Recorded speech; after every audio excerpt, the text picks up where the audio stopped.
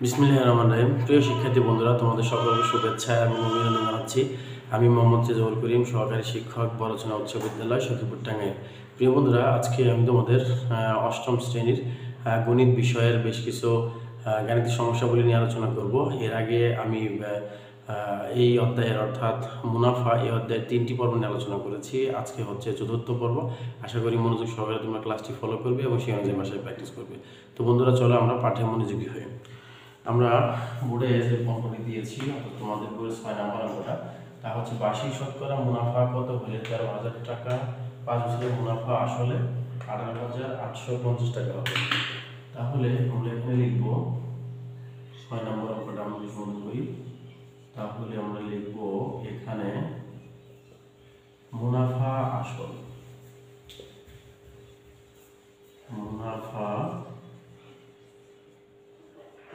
মুনাফা আসল এ সমান হচ্ছে 18,850 টাকা।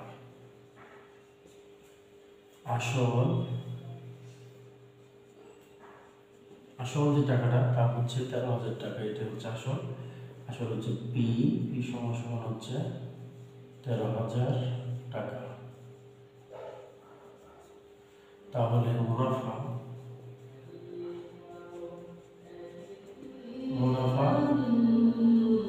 এ মাইনাস হচ্ছে পি, তাহলে কত? 18,850 বিয়োগ হচ্ছে আসলে হচ্ছে 13,000 টাকা। তাহলে দেখো 0, 5, 8 আর এখানে হচ্ছে 3 আছে, 5 এত টাকা। আর এখানে সময় কত? সময় এন হচ্ছে কত বছর? সময় হচ্ছে 5 বছর। তাহলে আমরা লিখবো, আমরা জানি মুনাফার হার। আমরা এখানে একটা কি বের করতে হবে? মুনাফার হার বের করতে হবে। তাহলে আমরা জানি I equal to PNR। দেখো PNR equal to I by PN। তাহলে এখানে যে মানটা বসাবো মনে হচ্ছে 5,850 টাকা। 5,850 আসল হচ্ছে 13,000 টাকা। সময় মতো 5 বছর।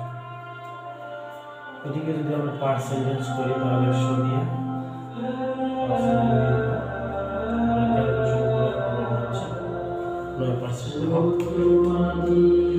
এখানে মুনাফা আসল এত টাকা, আসল এত টাকা, মুনাফা আই মাইনাস বি এত টাকা, ও সময় হচ্ছে এখানে 5 বছর। মুনাফা হারা আমরা জানি আই ইকুয়াল টু পিএনআর। তাহলে দেখো পিএনআর হলো আর এবার নিয়ে আসলাম আই ইকুয়াল টু পিএন। তাহলে মান বসে যদি আমরা ক্যালকুলেশন করি তাহলে 9% পাবো। এই হচ্ছে আমাদের এই অঙ্কের সমাধান। তো বন্ধুরা, 7 নম্বর অঙ্কটি সমাধান করবো। হচ্ছে মনে করি আসল পি সমান কত টাকা? 100 টাকা। মুনাফা আসল যোগ দিলে তার কত টাকা বলবো? 100 টাকা। মুনাফা আসলের দ্বিগুণ, মুনাফা আসলের দ্বিগুণ, মুনাফা আসলের দ্বিগুণ হয় তাহলে আমরা 2 ইনটু হচ্ছে কত টাকা? হচ্ছে 200 টাকা। মুনাফা আসলের দ্বিগুণ হলে 200 টাকা। তাহলে হচ্ছে মুনাফা মুনাফা 200 টাকা। আমি লিখি I equal to মুনাফা আসল লিখে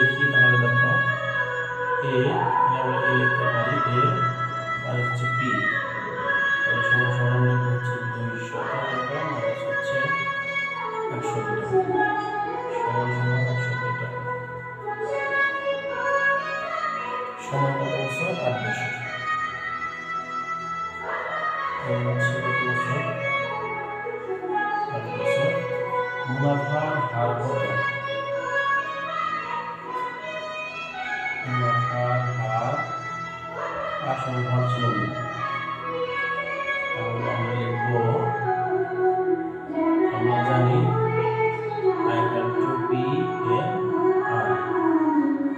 তাহলে দেখো PNR equal to হচ্ছে